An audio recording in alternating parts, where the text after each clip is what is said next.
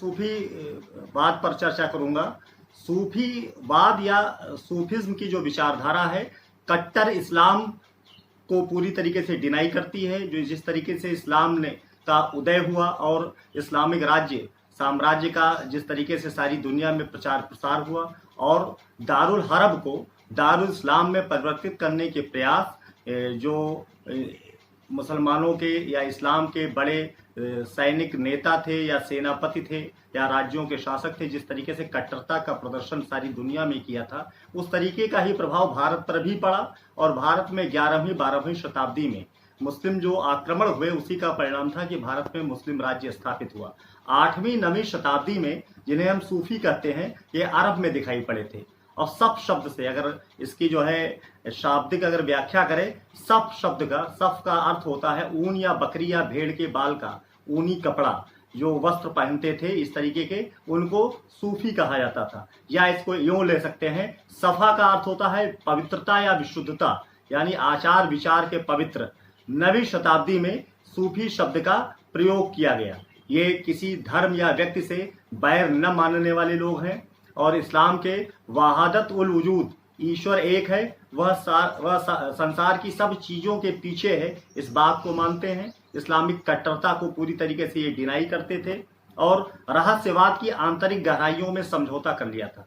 भारत में आने के बाद सूफी संतों का जो प्रभाव है, वेदांत दर्शन का प्रभाव इन पर पड़ा और वैष्णव संप्रदाय के भक्ति मार्ग, यानी कि भक्ति मार्ग जिस तरीके से भारत में भक्ति आंदोलन चल रहा था या भक्ति परंपरा के लोग थे, ईश्वर के प्रति समर्पण का भाव रखते थे, यह प्रभाव सूफी संतों पर पड़ा था। और इस तरीके से सामंजस्य या तालमेल बैठाने का या इस्लाम की उदारता का कहीं न कहीं प्रभाव इनके विचारों में, इनके कार्य व्यवहार में दिखाई पड़ता है। एक शब्द कहते हैं इल्म ए फलसफीता। इल्म ए सफीता अर्थात अपना समस्त जीवन ग्रंथ निहित ज्ञान की प्राप्ति में अर्पित करते थे। ये पूरा जीवन ग्रंथ में जो लिखे गए वाक्य हैं, यानी कुरान की जो शिक्षाएं हैं, उसमें जो निहित व्याख्याएं हैं या उस पर जो उनकी जो बातें हैं, उस पर निहित यानी पवित्र जीवन बिताने की ये बात करते थे और उसका प्रचार करते थे।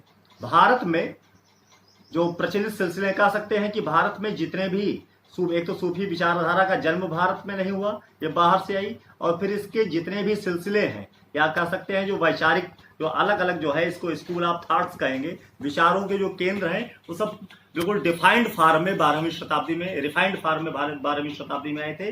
ये कोई यहाँ उत्पत्ति इसकी नहीं हुई थी, बस केवल जो है भारतीय समाज का और भारतीय सांस्कृतिक परंपराओं का इस सूफी विचारधारा पर प्रभाव पड़ा था और भारतीयों में एक नया, जिसे कह सकते हैं कि इस्लाम के प्रति कहीं न कहीं एक दूरी का जो भाव था, कुछ आकर्षण यह पैदा कर सकने में सक्षम हुए थे।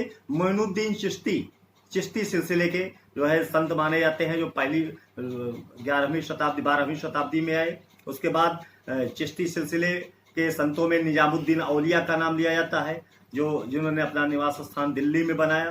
तो चिश्ती सिलसिला बहुत पॉपुलराइज हुआ। इसी तरीके से सुहरावर्दी सिलसिला, इसका भी प्रभाव बहुत रहा।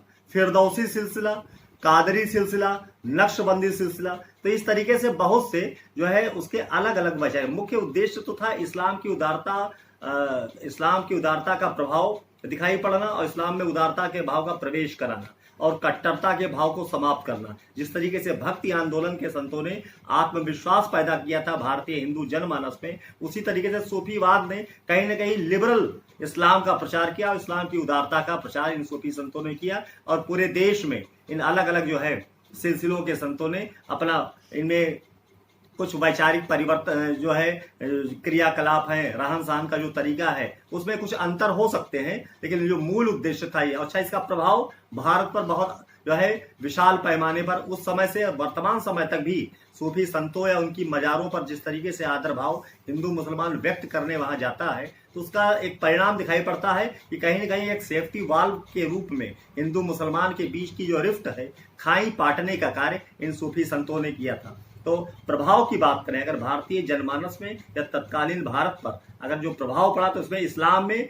उदार और गतिशील तत्वों को प्रेरणा मिली। तो एक कह सकते हैं कि जड़ता आ गई थी और एक निश्चित परंपरा को से आगे नहीं बढ़ पा रहे थे, तो कहीं नहीं गतिशीलता आई, नए विचारों का समावेश इस्लाम में हुआ और गतिशील यानी मूवमेंट वाले कुछ आगे बढ़ने वाले तत्वों को इंस्पिरेशन मिली। साहित्य के क्षेत्र में इनका बड़ा योगदान था। इनके जो साहित्य हैं, इनके जो गीत हैं, संगीत है, इसके माध्यम से जैसे कहते हैं कुतुबंद सूफी संत था, मंझन जायसी, मली मोहम्मद जायसी, इन्होंने अवधी साहित्य के विकास में बड़ा योगदान दिया। बाबा फरीद ने पंजाबी को आगे बढ़ाने का प्रयास किया। तत्कालीन जो सामाजिक कुप्रथाएं हैं, जिस तरीके से भक्ति आंदोलन में चर्चा करते हैं कि कबीर ने बड़ा विद्रोह किया और कबीर ने तत्कालीन कुप्रथाओं, सामाजिक जड़ता, धार्मिक जड़ता के विरुद्ध बहुत से जो है कार्य किए थे और उसके लिए जनता में एक संदेश देने का कार्य किया था कि इन मूर्खताओं में फंसने की जरूरत नहीं है। ईश्वर प्राप्ति करने के लिए आप केवल जो है समर्पण ईश्वर के प्रति करिए, ईश्वर से प्रेम करिए और ईश्वर के लिए जीवन अपना न्यौछावर कर दीजिए। तो जिस तरीके से भक्ति आंदोलन, वही कहीं न कहीं सूफी संतों में दिखाई पड़ता है। जमाखोरी पर यानी ब्लैक मार्केटिंग पर इन्होंने प्रहार किया, दास प्रथा पर, जमाखोरी, काला बाजारी, शराब पर, जो जिस तरीके से लोग जो है मदिरा सेवन करते थे उसको भी कहीं न कहीं उस पर प्रहार किया कि ये जो है जीवन का आवश्यक तत्व तो नहीं, इसके बिना भी जिया जा सकता है और ये जो है कहीं न कहीं एक दुर्गुण है। वेश्यावृत्ति को दूर करने का भी प्रयास किया। अहिंसा और शांति से, जहां इस्लाम एक तरीके से तलवार की जोर की बात करता है और जो है दुनिया में जो है सब कुछ जो है अपने नियंत्रण में लेने के लिए एक तरीके से कह सकते हैं दबाव बनाने की बात करता है, वहीं जो सूफीवाद है वो इस्लाम को इस तरीके की प्रेरणा देने का प्रयास करता है कि अहिंसा और शांति से सारी समस्याओं का समाधान हो सकता है। युद्ध के मैदान में हर बात के लिए उतरना आवश्यक नहीं है। मनुष्य मात्र की एकता, ये बहुत बड़ी बात थी तत्कालीन भारत के लिए। जिस तरीके से बाह्य आक्रमणकारी के रूप में भारत में इस्लाम ने प्रवेश किया था और भारतीय जनता का जिस तरीके से एक कह सकते हैं कि वो जो वातावरण तत्कालीन है वो हिंसा का बन गया था। तो अहिंसा की बात करना, एकता की बात करना कि हम साथ रहते हैं, तो यूनिटी तभी हो सकती है जब हम एक दूसरे के विचारों को समझें, एक दूसरे के विचारों को आदर करें। हिंदू मुसलमान का जो समन्वय है वो भी कहीं न कहीं इनके संदेशों द्वारा, इनकी गतिविधियों द्वारा और इनके क्रियाकलापों द्वारा दिखाई पड़ने लगा। इस्लामी रूढ़िवादिता से एक कट्टरपंथिता जो है इस्लाम की, इससे भी इन्होंने किनारा लेने का प्रयास किया। तो मोटे तौर पर हम कह सकते हैं कि सूफीवाद ने उदार इस्लाम का एक नया चेहरा भारत में दिखाया और ये दूसरे देश से, अरब देशों से आकर भारत में इन संतों ने एक बृहद परंपरा को जन्म दिया, जो परंपरा आज भी कायम है। और कहीं न कहीं उन संतों के मजार पर, चाहे मोइनुद्दीन चिश्ती की मजार हो, चाहे निजामुद्दीन औलिया की मजार हो, उन मजारों पर लाखों लोग, करोड़ों लोग जाते हैं, जिसमें हिंदू मुसलमान का कोई भेद नहीं होता है। तो आप अनुभव कर सकते हैं कि तत्कालीन सल्तनत कालीन भारत में किस तरीके से इन संतों ने एक सेफ्टी वाल्व का काम किया होगा।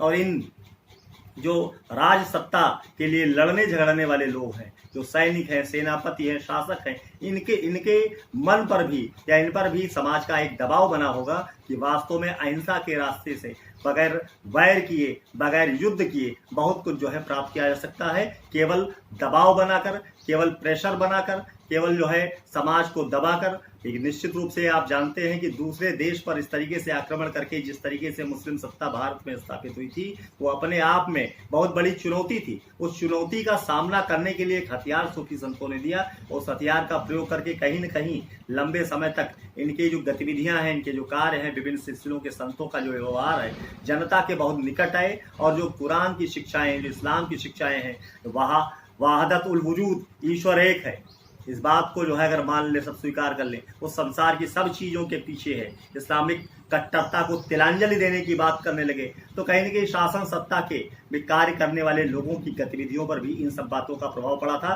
रहस्यवाद की आंतरिक गतिविधियां, ये सब चीज़ें भारत के लिए नई नहीं थी, लेकिन भारतीय परिवेश से कहीं न कहीं इन्होंने ग्रहण किया था। वेदांत दर्शन का इतना बड़ा प्रभाव पड़ा कि सूफी मत पर कहीं न कहीं वो दिखाई पड़ता है। और इस्लामिक जो एक तरीके से प्लेटफॉर्म के रूप में भारत में सूफी आए थे, तो सूफी भारतीय समाज में पूरी तरीके से घुल मिल गए। आए तो थे इस्लाम के साथ साथ, भारत में इस्लामिक आक्रमणों के साथ साथ आए। जैसे मोइनुद्दीन चिश्ती, उससे बहुत पहले आया था सैयद सालार मसूद गाजी, ऐसे न जाने कितने नाम लिए जा सकते हैं जिनकी चर्चा की जा सकती है। तो आक्रमणकारियों के साथ ये लोग आए, लेकिन भारत के परिवेश को, भारत के ढांचे को, भारत के सांस्कृतिक ढांचे को समझने का प्रयास किया और उससे कहीं न कहीं उन पर प्रभाव पड़ा। इसी वजह से वैष्णव संप्रदाय के भक्ति मार्ग पर का प्रभाव पड़ा, वेदांत दर्शन का प्रभाव पड़ा, भारतीय रहस्यवाद की जो सांस्कृतिक गहराई है, जो दर्शन है, उसका प्रभाव इन पर दिखाई पड़ता है। एकांतवास जीवन, पवित्र जीवन, ईश्वर प्रेम में मग्न रहना, ये सब चीज़ें भक्ति आंदोलन के प्रभाव से इनमें आई। तो कहीं ना कहीं हम कह सकते हैं कि सूफी संतों ने तत्कालीन भारतीय परिदृश्य में, भारतीय सामाजिक जीवन में अपना प्रभाव डाला और इस्लाम के उदार चेहरे को दिखाने का प्रयास किया। धन्यवाद।